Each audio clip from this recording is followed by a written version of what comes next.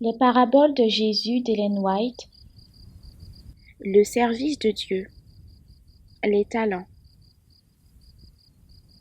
Sur la montagne des Oliviers, le Christ avait entretenu ses disciples de sa seconde venue. Il avait énuméré certains signes devant attirer l'attention sur la proximité de son retour et exhorté ses disciples à veiller et à se tenir prêts. Il leur répéta cet avertissement. Veillez donc, puisque vous ne savez ni le jour ni l'heure. Ensuite, il leur indiqua comment se préparer pour sa venue. Le temps de l'attente ne doit pas être passé dans l'oisiveté, mais dans un travail assidu. Telle est la leçon qui se dégage de la parabole des talents.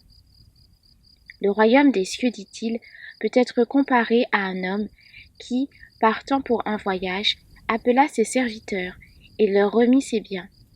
Il donna 5 talents à l'un, 2 à l'autre, et 1 au troisième, à chacun selon sa capacité, et il partit.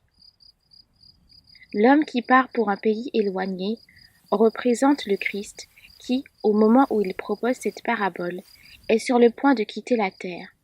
Les serviteurs figurent les disciples de Jésus. Nous ne nous appartenons pas à nous-mêmes. Nous avons été rachetés à un grand prix, non pas par des choses périssables, par de l'argent ou de l'or, mais par le sang précieux de Christ, afin que ceux qui vivent ne vivent plus pour eux-mêmes, mais pour celui qui est mort et ressuscité pour eux. Tous les hommes ont été rachetés à ce prix infini, en déversant sur le monde les trésors d'en haut. En nous accordant par le Christ le ciel entier, Dieu s'est acquis la volonté, les affections, l'esprit et l'âme de chaque être humain. Tous, croyants ou non, sont la propriété du Seigneur et sont appelés à le servir. Ils devront, au grand jour du jugement, rendre compte de la manière dont ils auront répondu au désir du Maître. Mais tous ne sont pas disposés à reconnaître les droits de Dieu. Dans les serviteurs de la parabole, il faut voir ceux-là seuls qui prétendent avoir accepté cette mission. Les disciples du Christ ont été rachetés en vue du service. Notre Seigneur enseigne que le véritable but de la vie, c'est l'utilité commune. Jésus lui-même fut un ouvrier, et il a fait du service une loi pour tous. Chacun doit se dépenser pour Dieu et pour ses semblables. Le Seigneur a présenté au monde une conception de la vie dépassant toutes celles que l'on connaissait.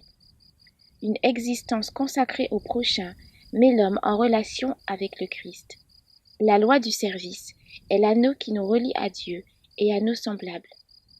Le Maître nous confie ses biens, c'est-à-dire quelque chose dont nous devons faire usage pour lui. Il indique à chacun sa tâche, car tous ont un rôle dans le plan éternel de Dieu.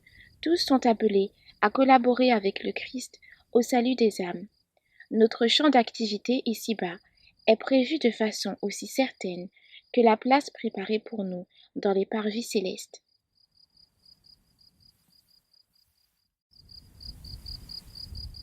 Retrouvez plus de lectures des ouvrages de l'Esprit de prophétie sur lerest.org.